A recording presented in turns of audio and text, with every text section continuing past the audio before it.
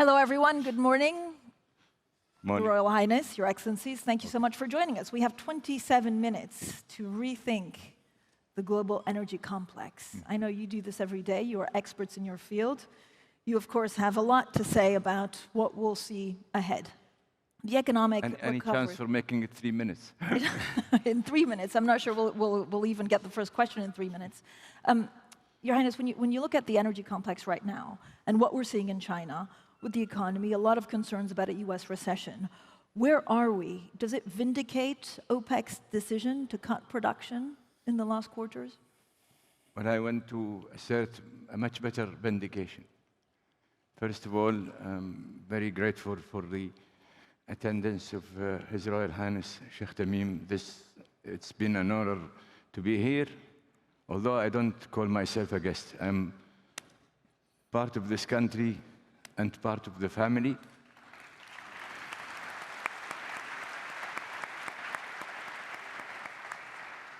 And I intend to compete with the Saudis and both men and women who came to the World Cup and brought joy and passion and demonstrate that joy and passion and love for this country and its people.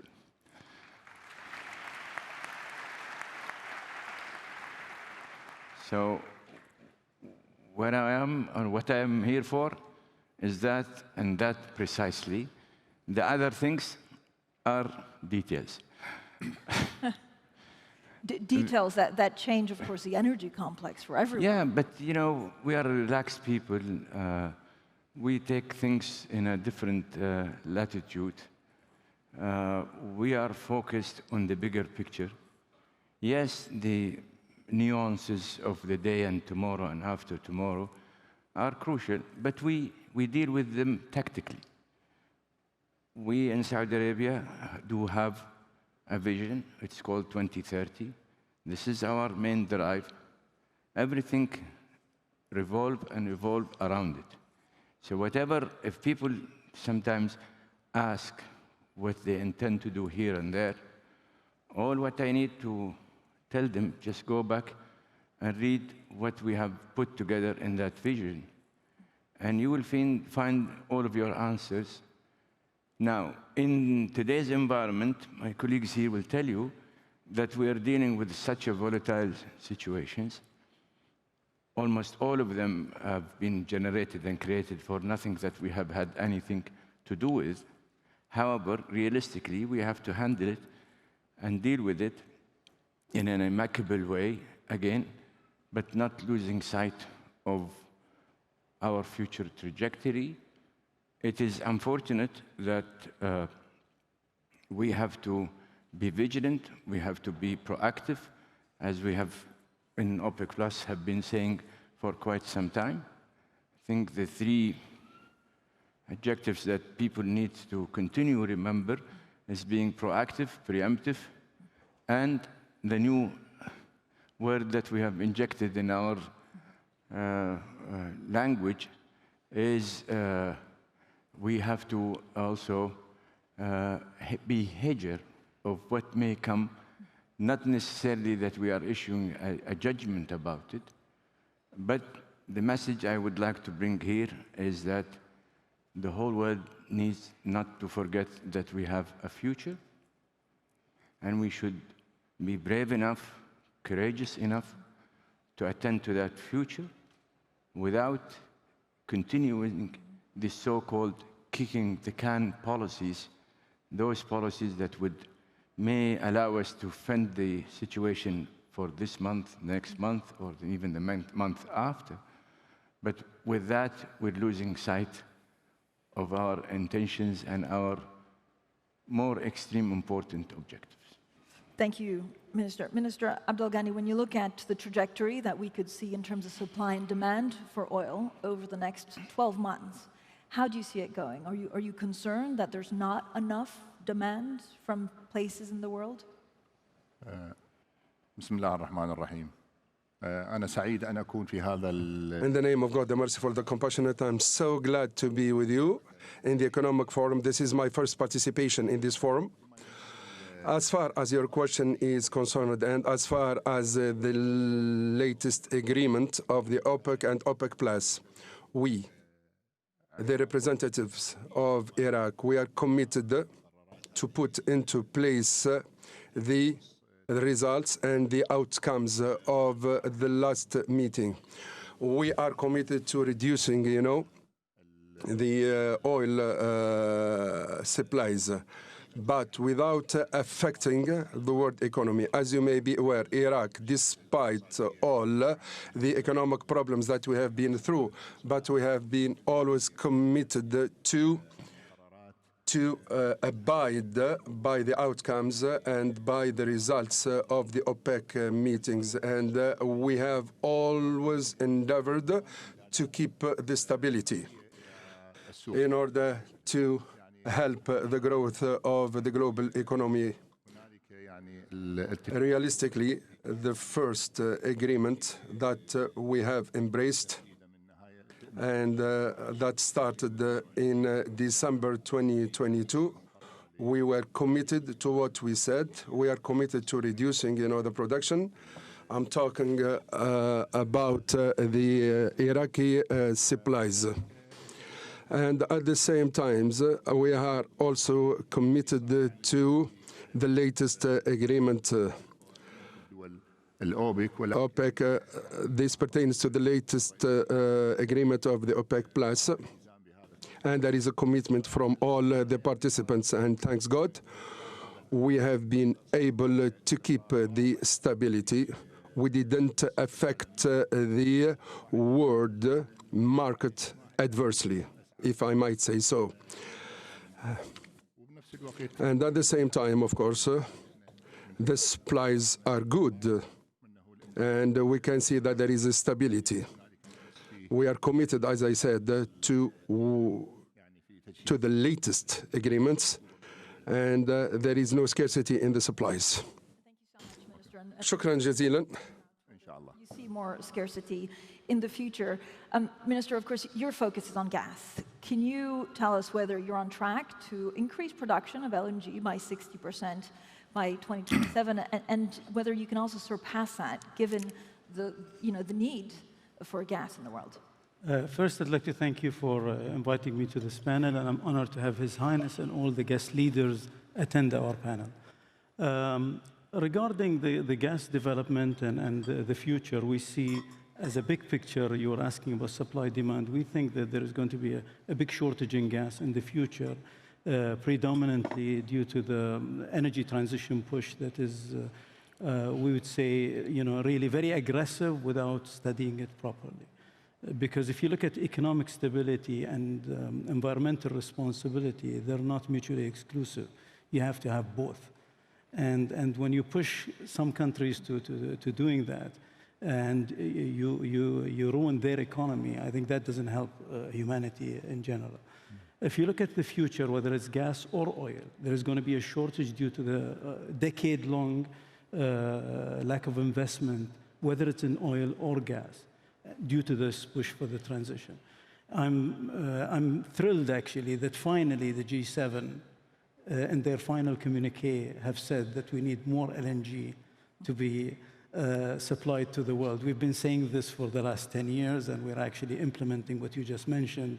We're producing 77 million tons per day of tons per annum of LNG today.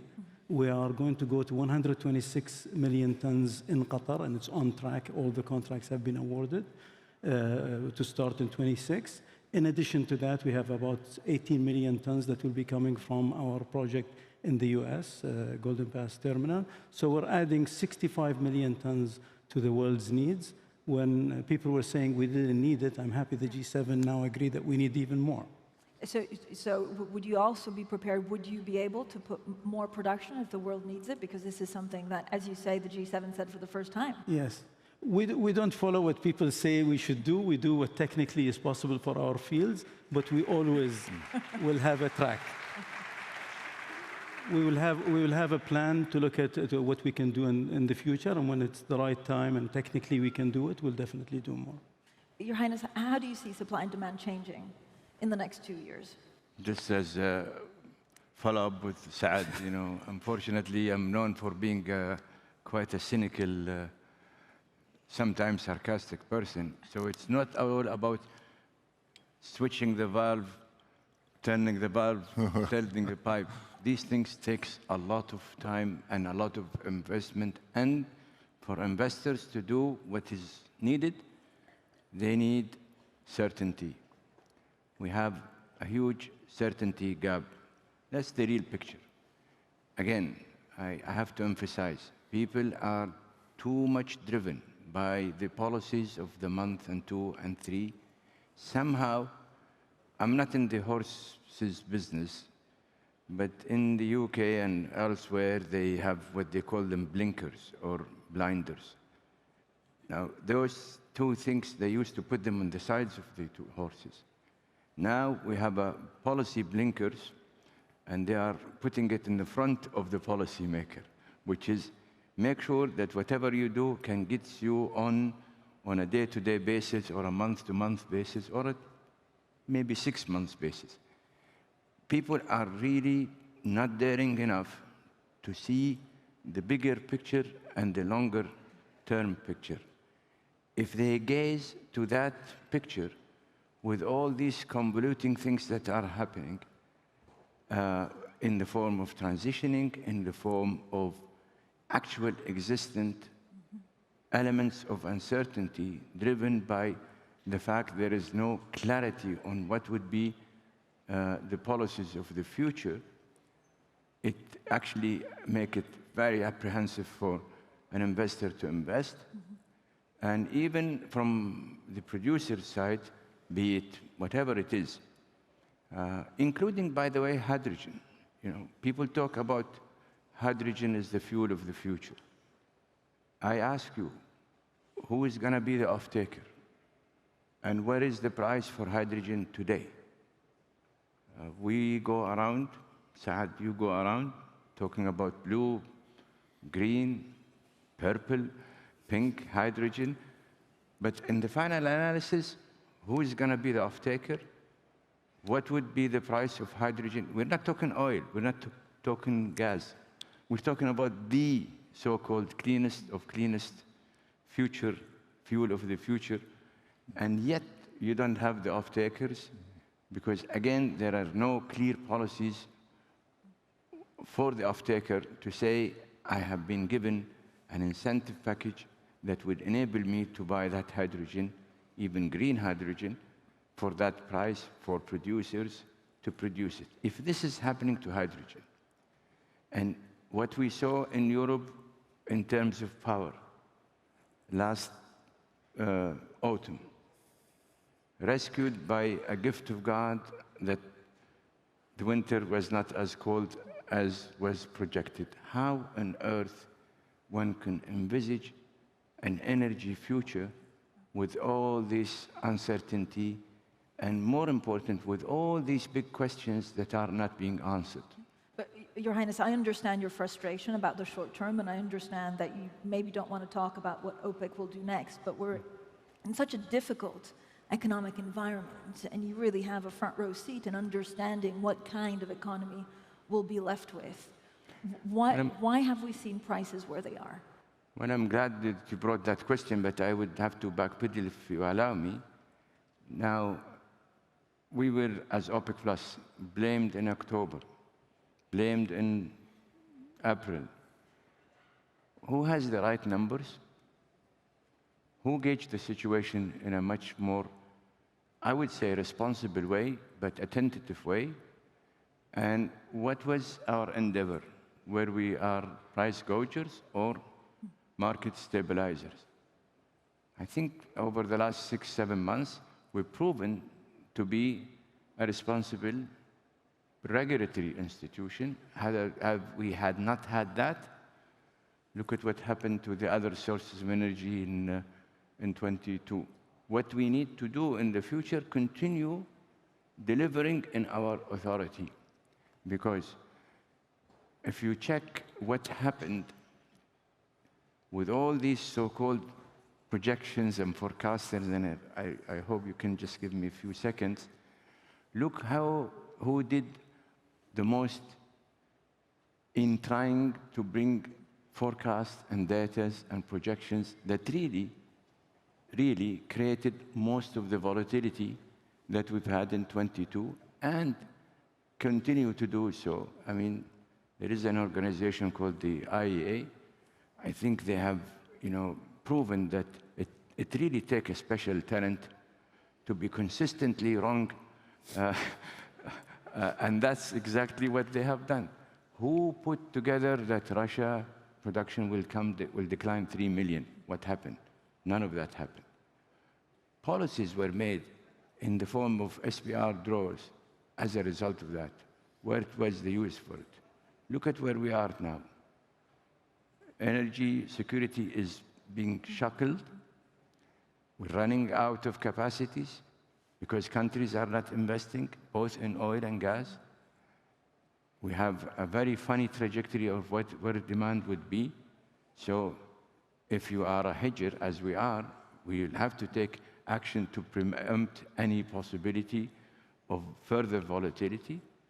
And that's the challenge that but we are forthrightly accepting the challenge, and we will continue attending to the challenge.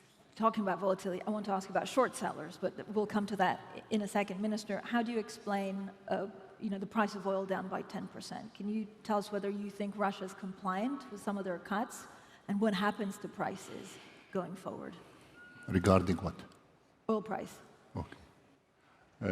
يعني أنا حقيقة Truly, أريد أستثمر هذه I would like to seize the opportunity. I would like to seize this opportunity in order to focus on a very important topic and a very important issue, the issue of energy in Iraq. We, as representatives of the government of Iraq, we are committed to supply the international market with the necessary energy based on our resources. And one of the indicators and one of our most important mission is to increase investment in gas, in the gas energy. This is the most important challenge for the time being. And there are so many promising projects for the time being in Iraq in order to put into place our vision. And this begins with the investment in the gas energy. As I said, in Iraq, we have two different types of gas. But for the time being, we are investing in the gas energy and a highest percentage. And we are producing 40% of our gas resources for the time being. But there are so many other challenges. We are committed to put into place so many projects, as I said. And one of the projects, we have a partnership with the Shell company pertaining in the production of gas in Al-Basra, precisely. And there are two projects. We would like to increase the production of gas, reaching more than 400 million cubic meters. And the first phase of the project will be by the end of this month. And by the end of this year, we will put into place the second phase, as I said, of gas energy in different parts of Iraq. And this will help a lot. Added to that, we have signed an agreement with Total, the French company, and this pertains to the production of more than 600 million cubic meters of gas. And there are 5 oil fields that will be used within the next 5 years. All these projects that I have mentioned, and once again, I would like to seize the opportunity and my presence to say that we said that we are open to the international investment. This is, of course, the phase of the fifth phase of gas investment and oil investment is now open, and this pertains, of course, to the oil fields in Iraq and the one shared with Iran. So the objective from these projects is to increase the production of gas energy. Added to that, I have to say that there will be a sixth investment phase, and we will provide the investors with the details of this investment phase that pertains to the oil fields shared between us, Syria, and Saudi Arabia. We will give you the details within 1 month or 1 month and a half. And I would like to seize the opportunity to encourage the companies and the investors to come to Iraq and to take part in this project. People in the room. Minister, you have 500,000 barrels a day off the global market because of the northern fields that grow through Ceyhan in Turkey. When will that reopen? What do you mean? So you have one of the ports that you're not exporting through Turkey. Will that reopen? حق تركيا. شلون؟ تركيا. فيما يخص الموضوع As far as the export of oil from the north of Iraq, truly, there are some negotiations following the judgments of the Court of Paris, and Turkey was not permitted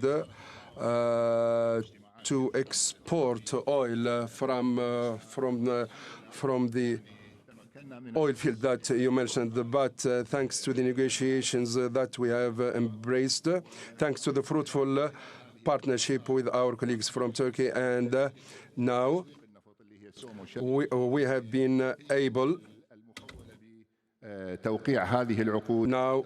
now we are able to export the oil production, and we were able to sign these agreements recently.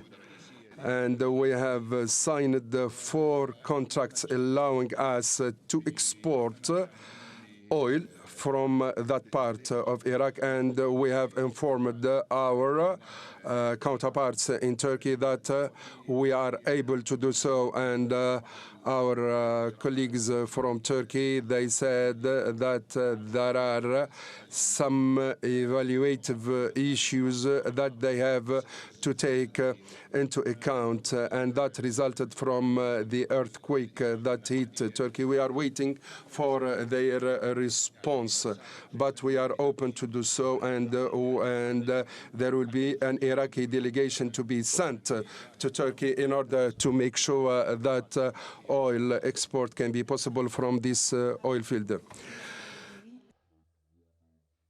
The biggest contract with China. Will you have a lot more contracts with Asia this year, and will they be also very long-term for the North Field expansion? Yes, we signed a large contract with China. We have other deals that we are working on. We potentially, with so many deals, we're just lining up people to negotiate with because we're just so busy. And there is a potential that we will run out of all the gas from the NFE and NFS by the end of the year as far as long-term contracts. That's how busy we are. There is very big demand. Yeah, longer term, how do you see the energy complex changing? The energy complex for the world changing? You know, you need a mix of all energy sources, and people need to realize that you need this mix. You need oil, you need gas, you need renewables. People talk about renewables as if it's the fix-all. If you look at renewables, you can generate electricity from wind and solar, but you can't manufacture plastics and things that you have in this room that are all manufactured. Makeup for women, creams. There are a lot of things that go, you have oil and gas products that go into it from refining and so on. So you can't do away with it. Panels in your cars and so on. So renewables, as far as just saying generating electricity, does not solve the problem. You need a proper energy mix, and it can't be driven by just politics and politicians want to get into a seat to say this is the solution. It sells, it's a nice pitch to say energy transition, but when you dig down and look at the reality, it's not achievable. And I think the signal from the G7 today attests to that. So you see that changing? I think it's already changing, and people are realizing that reality is kicking in, and you actually need. The only thing that saved, I think, humanity and Europe this year was a warm winter, and the slowdown in the economy worldwide. If the economy starts churning back up in 24, and you have just a regular winter, I think the worst is yet to come. If they don't realize that and have a proper plan and sit down with producers and oil and gas companies and not demonize them, reality will kick in, and I think we'll have a sensible solution. But you need a mix of all. We're almost out of time, but Your Highness, do you worry about short sellers or anything in the market that worries you? Well, I was asked once, are you worrying? I don't worry. I think. I do myself. I save my neck by not worrying, and I focus on thinking.